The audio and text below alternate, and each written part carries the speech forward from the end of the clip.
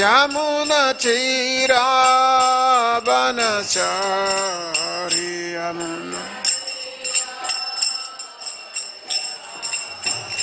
Jaya Radha Madhava Kunja Bihari Jaya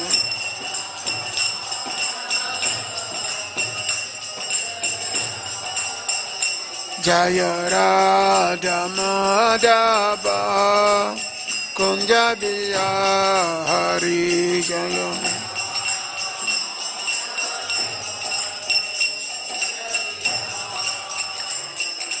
Gopi Jana Balaba Grivarada Hari Jaya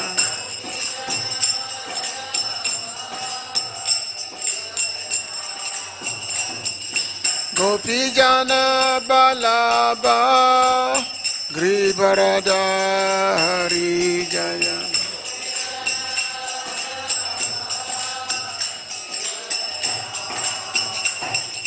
Yasodanandana Bhaja Jana Ranjana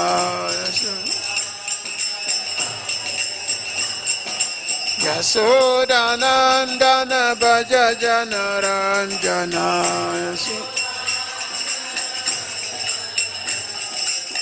Yamuna Tira Banachari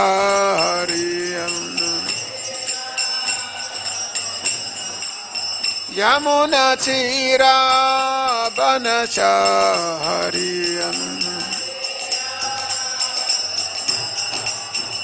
Jaya Radha Madhava Kunja Bihari Jaya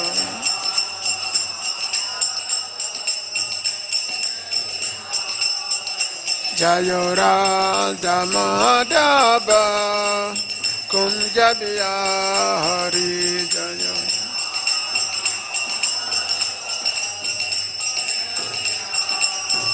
Jaya Prabhupada Jaya Prabhupada Prabhupada Jaya Prabhupada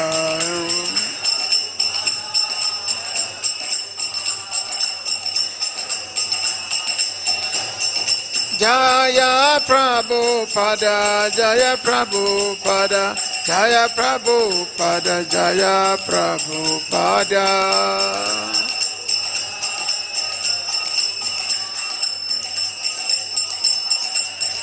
Nitago Haribo Haribo Haribo Nitago Haribo Nitago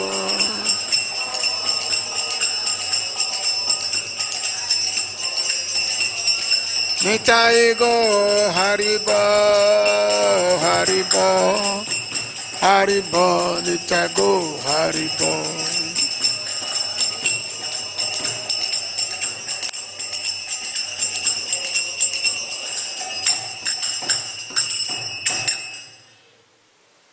Jayam Vishnupada Paramahansa Parivrajacharya Stuta Sutta Srimad Hesi Bhaktivedanta Swami Srila Prabhupada Ki Jayam Vishnupada Paramahansa Parivrajacharya Stuta Sutta Srimad Bhakti Siddhanta Saraswati Thakur Prabhupada Ki Ananta Koti Vaishnava Vrinda Ki ISKCON Founder Acharya Srila Prabhupada Ki Nama Acharya Srila Haridas Thakur Ki Jai Nitai Gopi Manandi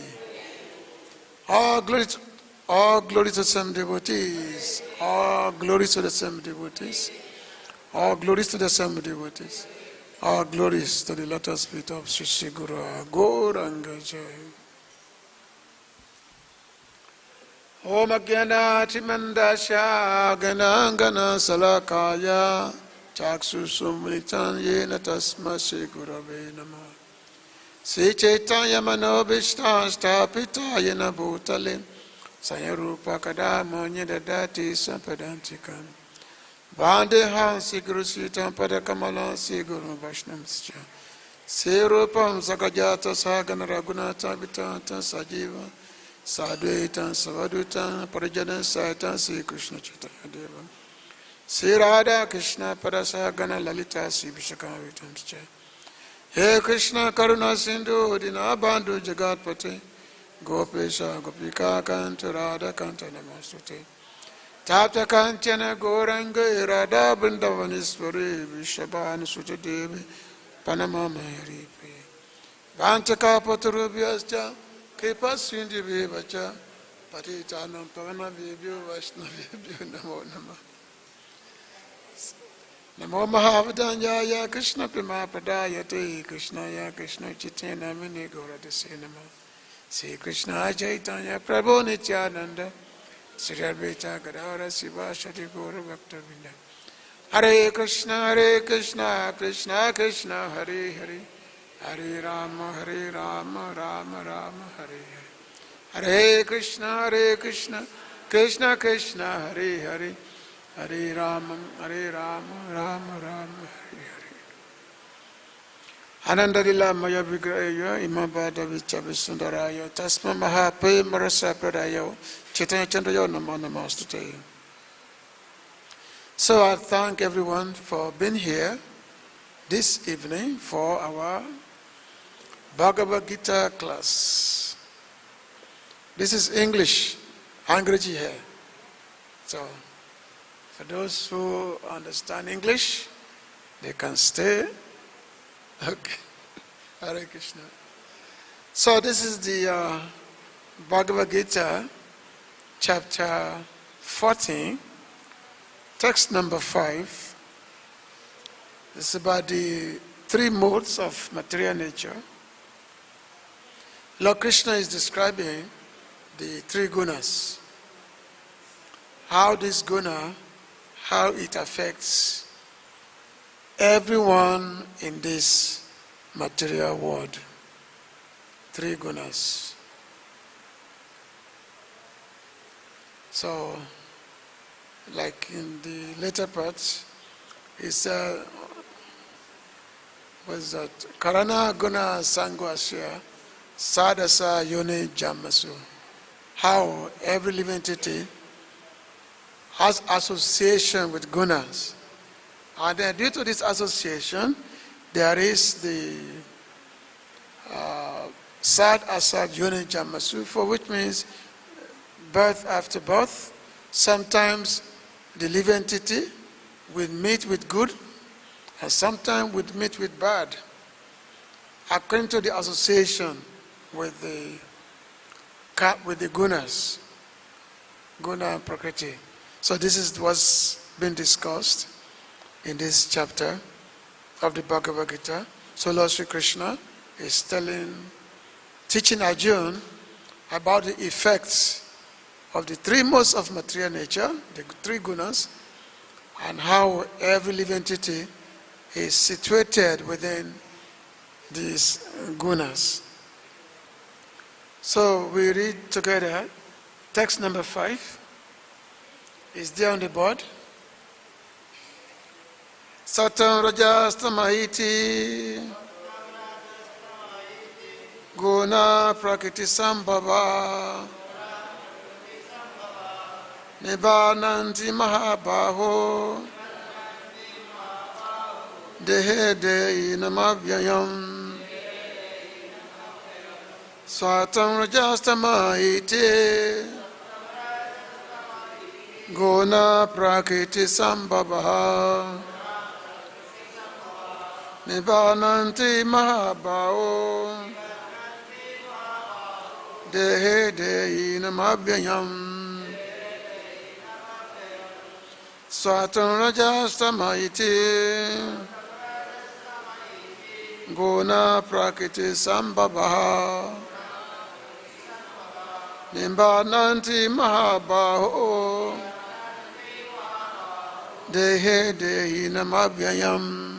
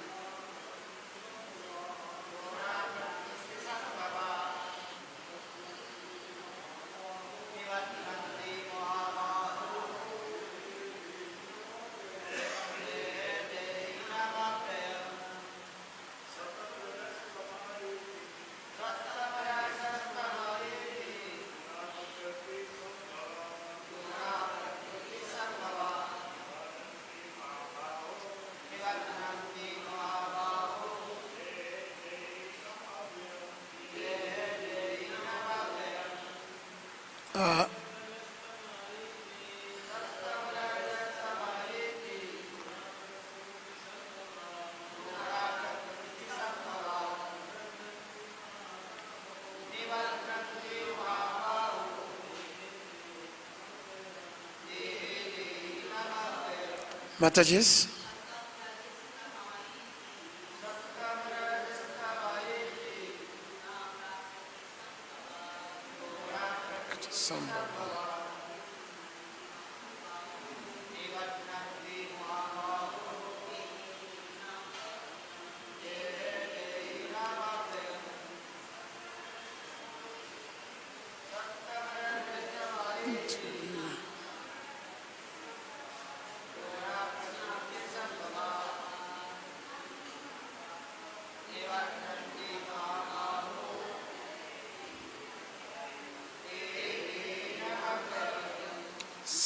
Sattvam, somebody else chanting? Sattvam, the mode of goodness.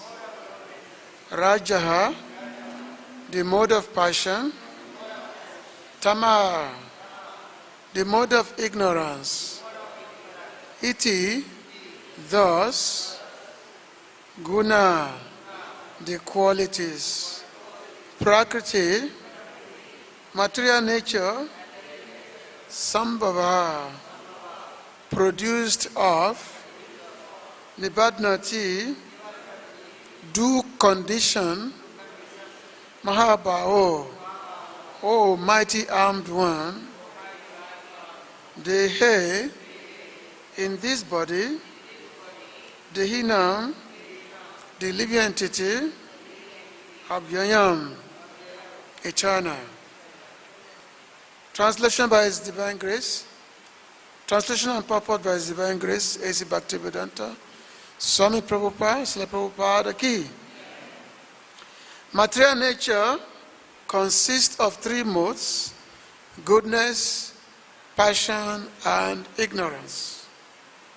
When the eternal living entity comes in contact with nature, O mighty armed Arjuna, he becomes influenced or he becomes conditioned by these modes. Purport. The living entity, because he is transcendental, has nothing to do with this material nature. Still, because he has become conditioned by the material world, he is acting under the spell of the three modes of material nature. Because living entities have different kinds of bodies, in terms of the different aspects of nature, they are induced to act according to that nature. This is the cause of the varieties of happiness and distress. So as mentioned that Karana Gunas Sangwasya, Gunas Sangwasya was that Sadasa Yoni Jamasu. So like Prabhupada has mentioned here that the cause of varieties of happiness and distress is due to association with the three gunas, the three modes of material nature. Because everyone in this material world, everyone, all of us, we are conditioned by these three modes of material nature. Now, the constitution of a living entity, the jiva, is called here avyayam. Avyayam means transcendental. Transcendental, that is the nature of the jiva. Why is it said to be transcendental? Because the jiva is coming from the body of the Lord. You know, the Lord say, was it Tashan Aham? What is that? Tashan Aham Mama, was it? Mama, Aham Bija Pradapita. He said that all the living entities, they come from my body. So therefore, I am the original seed giving father of all living entities. So, this is actually text number 4. Tasham Brahma Mahadhyoni Aham Bija Pradapita. This is what Lord Krishna says, that he is the seed-giving father of all living entities. So he is the praja, he is the Pita. He is the Pita of everyone. Just like there is one song by Srila Bhaktivinoda Thakur, it's Krishna Mata, Krishna Pita, Krishna Dana Pran. That Krishna is the father, Krishna is the mother, and Krishna is the life heir. Krishna Mata, Krishna Pita, Krishna Dana Pran. So the Lord said the living entities is avyayam, is transcendental, but being in the material world, it becomes conditioned. There are varieties of conditioned living entities. These conditions come in different ways, because everyone has got a particular nature in this world. Because everyone has got a particular nature, so therefore everyone behaves differently. Everyone acts differently. There are some who are very affected, or let's say they are predominantly in sattvam, in the mode of goodness. So such persons, they are very calm in nature. They are very, very philosophical. They see things differently. They are not so much disturbed by what goes on in this world. Those who are predominantly in sattvam. Now, those on the rajaḥ, they are always very, very passionate. Very passionate. They are always very greedy after sense gratification. They're very, very passionate, and they are always mad after mundane achievements. Those who are very passionate. And also, they are ready to fight for it. Ready to fight for it. This description is going to be described much further in the later text in this chapter. So, the Lord is going to be describing in detail about the nature, the varieties of nature by which everyone is influenced by. He said nibadhnanti. Nibadhnanti means conditioned, to be conditioned. Everyone is conditioned because of the influence of a particular mode. So a person who is rajaguna, by nature, is very, very passionate, very, very rajasic, very, very passionate, always desiring for sense gratification. And someone who is in tamagun, somebody who is in tamagun, they generally very, very much ignorant. You find them always sleeping. They are not thinkers. They cannot think. They just did this. It was described in the later parts, actually in the Bhagavatam, when the mode of when the gunas are further described, they can go all the way to 81. To 81 different types. Because there's three main categories, but there is interaction of these three main categories of the gunas. The interaction is there. Because a person may be predominantly in the mode of goodness, sattvaṁ, but at the same time, the element of rajaḥ is there. The element of tama is there. Because no one in this material world can be really be exclusively in a particular mode, except those who are in the mode of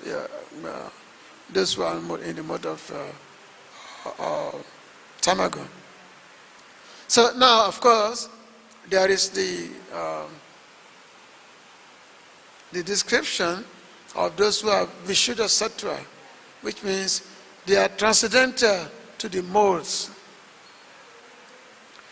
Now, how do one become transcendental to the modes? Which means one must undergone spiritual discipline.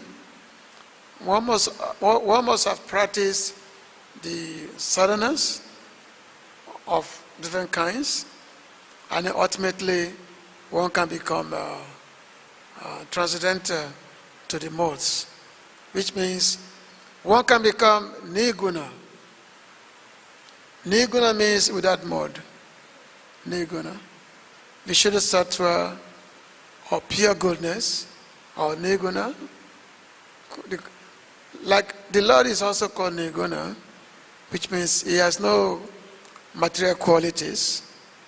Now sometimes the impersonalists, they want to describe niguna to be no quality. Especially when they describe the Supreme Lord, they said, oh, the Supreme Lord is niguna, he has no quality, he has no body, therefore he is impersonal. He has no body, he has no form.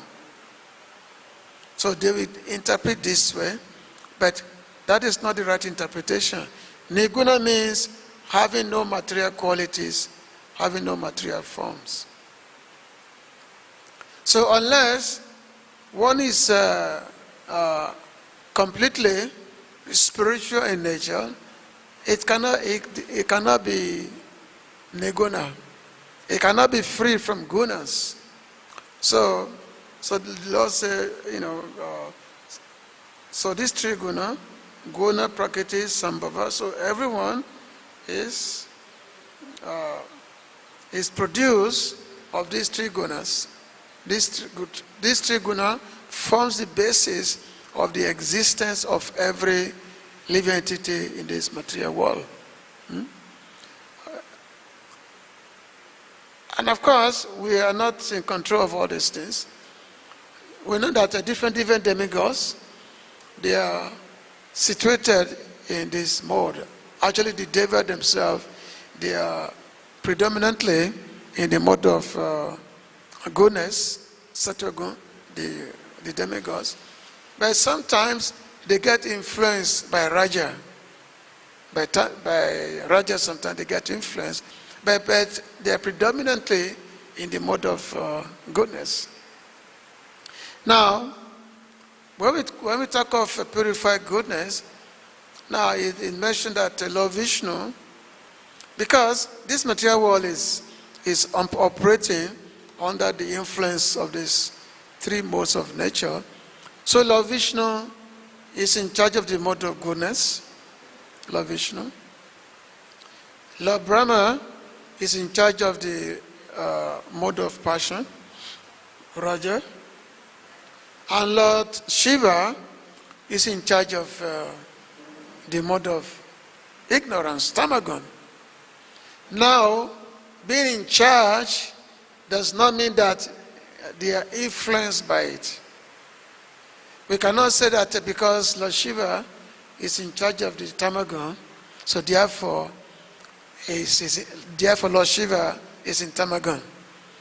So that would be a very, very wrong assumption, that because Lord Shiva is in the mode of, is in charge, he governs, he rules over tamaḥ.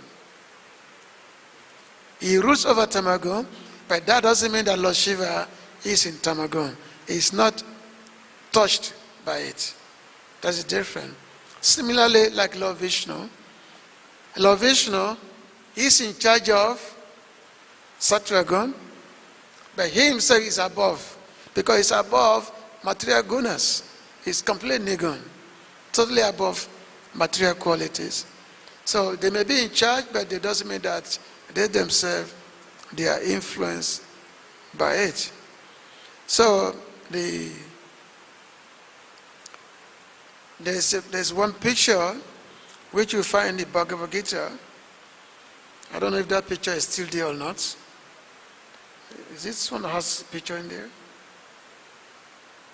Okay, let me see. There used to be a painting, but they don't have it. This is a new guitar. There used to be a painting whereby, let me see. You will see how the living entities, how they are like puppets. They're like puppets, and then there's a puppet master. So the puppet master has got the three strings, the puppet master. So the puppet master is pulling the string this way. Actually, yeah, I saw this picture here, whereby if you have this one, so you see the devas here, and then I don't think you can see it from here. So there are the living entities. The living entity is there, and there are ropes, the string by which the living entity is being pulled over. So it's like, like this. If you've ever been to a puppet show, you know that the puppet is completely at the mercy of the puppet master. So similarly, we are completely at the mercy of the demigods who are controlling us. So they pull its string according to what kind of nature we have developed. So as we go from one body to another body, as we go, so different nature is acquired. Different nature is acquired as we go from one body into another body. And the demigods, they pull the string accordingly. So they will make you act according to how much a particular nature you have developed. So, in a sense, the living entity has no independence. He has no independence in terms of his movement. But out of false ego, we think that, I am independent. I am the master of all I can survey. But this is all due to illusion. This is all due to illusion. So, which means, until one have come to Krishna consciousness, then the removal of these strings will not be possible until one has come to Krishna consciousness. So therefore, Lord Krishna is addressing Arjuna. He said, mahā-bāho, O mighty armed Arjuna. Why is it Arjuna has been addressed mahā-bāho? Because Arjuna, is a devotee of Krishna. He's a devotee. And being a devotee, he has transcended the qualities of guṇāḥ. The qualities, he has transcended the influence of the guṇāḥ. He has risen above it. Because until one has become free from the guṇāḥs, one cannot be a devotee of Krishna. The Lord said, Manchayo vyabhicharena bhakti yogana sevate. Saguna samatitiyata is that Brahmabhuya kapate. So Lord Krishna is saying that when one comes to devotional service to Krishna,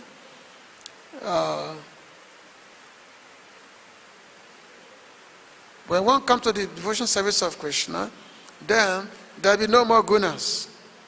The guṇāḥs rise above. The guṇāḥ is gone.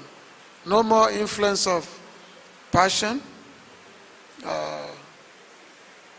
No more influence of rajaḥ or tamas or even sattva. Now, however, as the Lord is going to be describing, because the three guṇāḥs are there, but the some is much more better than the other, which means it's much better to be situated in the sattva guṇ than to be situated in the rajas or tamas. Because why?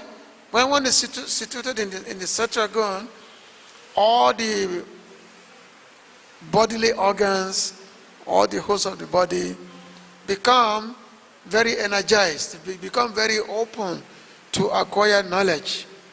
One can acquire knowledge by which one can deal with the situation of this material world. So therefore, the mode of goodness is much, much better than the mode of passion or the mode of ignorance. This is what the Lord is going to be discussing, especially when we read the next verse. But now, when we say that devotees are free from the gunas, because one cannot practice bhakti unless he is free from gunas. Now, does that mean that all devotees are completely free from gunas? Does that mean that because being free from gunas, it means you are no longer affected by all the dualities of this material world? No more anger, no more feelings of anxiety, no more feelings of distress. There is perpetual bliss, perpetual happiness. These are some of the results of freedom from the influence of material nature. But when we call ourselves devotee, we find that among the devotees, there is always a lot of anger being shown to another devotee, between devotees. The anger is there, lack of tolerance is there, judgmental, so many things. So which means one is under the influence of the most of nature. And as long as one is under the influence of the most of nature, how can one call oneself as devotees? Because devotee means a person who is free from the influence of the most of nature. That's what the devotees means. But however, bhakti process is a gradual process. It's a gradual thing. It's not that the moment one starts the practice of bhakti, immediately all the qualities will develop. All the good qualities will develop. There will be no more influence of the material modes of nature. Now, that it doesn't mean that way. It is over time. It's over time. It develops gradually. So which means as soon as one is chanting the Lord's name, one is rendering devotional activities, devotional service, and one is associating with devotees who are more advanced than oneself, then so gradually the transcendental qualities will be developing gradually. And then eventually one will come to the situation of transcending the material modes of nature. Otherwise, the mode is there. These three gunas is there. And as devotee, we always have to keep guard that our activities is not driven by these three modes of material nature. We have to be very make sure. There was a description by one acharya that sometimes there are many of these bad habits which one often has when one comes to devotional service to Krishna, but many of these habits can actually be transformed. For example, let's say being greediness, being very greedy. Greed, this is a rajasic. It's a quality of passion. But one can use this quality of passion to be greedy in devotional service. And how do we exercise greediness in devotional service? We exercise this greediness by being greedy to hear about Krishna Katha, to hear about the Krishna's Lila pastimes from the mouth of advanced devotees. Which means one becomes very greedy, that the moment one hears that yes, Krishna Katha is going on somewhere, one becomes very, very eager to go there, want to run there and just hear Krishna Katha. Other qualities, like anger. Anger can also be utilized in Krishna consciousness. How that is utilized? That is utilized by becoming oblivious to anything that has nothing to do with Krishna consciousness. Or, for example, if we find some persons who are antagonistic towards a devotee, then one can actually use anger towards that person. When someone is antagonistic towards a devotee, lust, greed, anger, illusion can be overcome by simply understanding one's self, one's position as being a servant of Krishna. That yes, I am Krishna Das. I am Krishna Das. I am the servant of Krishna. So by understanding that I'm a servant of Krishna, and my duty is to serve Krishna. My duty is to serve the Lord. By coming to that awareness, then we can be free from the modes of nature. And then this mode is very, very deep, as I mentioned before, that it's not just 3 modes. We're talking of 81 varieties of gunas. There are 81 different varieties. From 3 become 9, 9 become 27, and the 27 become 81. 3 times 3 is 9, 9 times 3 is 27, and 27 times 3 is 81. So the description of the modes of material nature has been described that way. But one can become free from it. One can become free from the modes of material nature by simply becoming situated in Krishna consciousness. So one can become free from it. So this is what we're going to be hearing in the future, in the subsequent verses that are here. So this is a very important chapter. This description, but it's kind of very, very small actually, because how many texts here? There's about 20 texts. No, 30 texts in this chapter that Lord Krishna described. 27 texts. But in the Uddhava Gita, in 11th canto Bhagavatam, so Lord Krishna, he gave a very elaborate descriptions of the 3 modes of material nature. When he was teaching Uddhava, in 11, it's called Uddhava Gita, Lord Krishna was teaching Uddhava. So there is a much more elaborate descriptions of these 3 gunas, the 3 modes of material nature. But Bhagavad Gita gives us an introduction in terms of on this understanding. And as our knowledge becomes much more deeper, we come to see. But we have to simply understand that all our activities are being guided by these 3 modes of nature. All our situations, the way we think, the way we do things, this is all according to the 3 modes of material nature. It's called nibadhnanti, which means we are conditioned by it. And that's what conditioned soul means. Conditioned soul means a soul that is bound by these 3 modes of nature.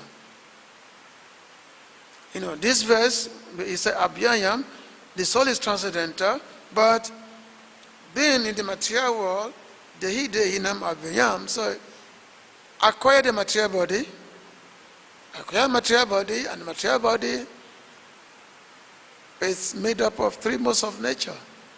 Guṇāḥ, prakrti. But it's made up of 3 modes of material nature. So, and that keep ones here. That's how we become covered, and we become ignorant of our identity as being part and parcel of the Lord. as being a servant of the Lord, instead of thinking of ourselves to be Krishna das, but we think we are Maya das, the servant of Maya, instead of this being the servant of Krishna. So the more we become, the more we practice devotional service with great effort, try to act without the influence of these three modes of nature, then the more we become to our nature as being the eternal spirit soul, that is by nature blissful and part and parcel of Krishna, and the soul is eternal servant of Krishna. That is real identity. So I have another class in the next 10 to 15 minutes, so I cannot speak longer. I have another Zoom class. So anyway, thank you very much for listening. Is there any short question? Want to ask a question? So let's try to be free from the modes of nature. Yes.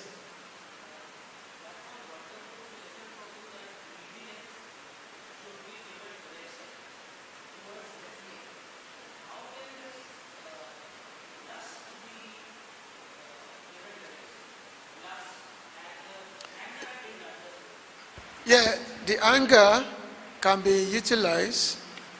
One can use one's anger towards anything that has nothing to do with Christian consciousness, like just like Arjuna, for example.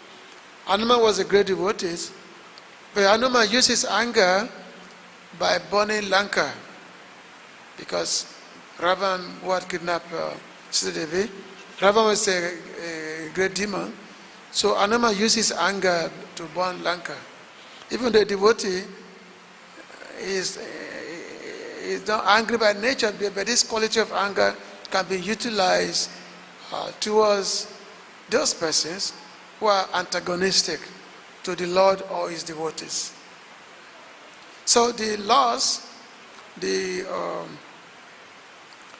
actually Slanotam Das Thakur, he had described in the Prema-bhakti Chandrika on how, like lust, greed, anger, envy, and there are six bad qualities. So he has described how each of these qualities can be utilized in a favorable way towards Krishna consciousness. So which means we don't have to make another effort to get rid of them, but we can simply channels. How you can channel your greed by hearing about Krishna. How you can channel your lust by, I kind of forgot how Narottam Das Thakur, how you describe it. How you describe these six elements that affect us: lust, greed, anger, envy, illusion. There's six of them. Oh, you're not looking here. So anyway, but these six items, these six imperfections can be utilized in a positive way. It can, How? Yeah, this is described by, I don't have my book with me. This is described by Srila Narottam Das Thakur in a book called Prema-bhakti Chandrika. So I've already described two of them: anger, or the greediness, the illusion, which means you can think yourself as a servant of Krishna, instead of thinking yourself that you're a product of material energy. Just understand yourself to be a servant of Krishna, like that. And the envy, how can envy be channelized? The envy can be utilized whereby when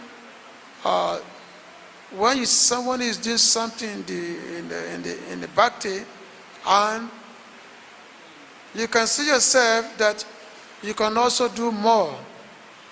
Now, it doesn't mean that you become envy of that devotee, that person, but you want to put yourself in a role whereby you can do much more than that person. In that sense, that person can be glorified, but you can also put a much more effort. So that is described that way, you know. So anyway, just if you go to our bookstore, there's a book called Prema Bhakti Chandrika. Which one? There's a book called Prema Bhakti Chandrika. If you go to our bookstore, you will see that book there. Prem Bhakti Chandrika. Prema Bhakti Chandrika. Okay. So if you go to our bookstore, you'll find that book there. It describes all the fine elements of bhakti. Just go to our store, you'll find it there. Okay? So, okay, thank you very much, because I have to go for another class. Okay? Jai. Srila Prabhupada ki. Hare Krishna.